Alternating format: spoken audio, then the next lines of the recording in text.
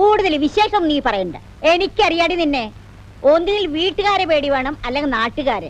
ധിക്കാരി, ഞാൻ മനസമാധാനത്തോടെ കിടന്നുറങ്ങിയിട്ട് എത്ര ദിവസമായിന്നറിയോ? നീ ഒരുത്തിയണ്ടി കാരണം. ഞാൻ എന്ത് ചെയ്തു അമ്മച്ചി പറയുന്നേ? നീ ഒന്നും ചെയ്തില്ലേ? ആട്ടിന്റെ കാലിന്റെ മുട്ട് ഞാൻ ഒടിക്കും. അഹങ്കാരി. പെൺകുട്ടികളായാലേ നിലയ്ക്ക് നിക്കണം. നിലക്കില്ലാതെ ഞാൻ അമ്മച്ചിയുടെ തലയിലാണോ കയറിയിരിക്കുന്നത്? മിണ്ടി പോறது നീ.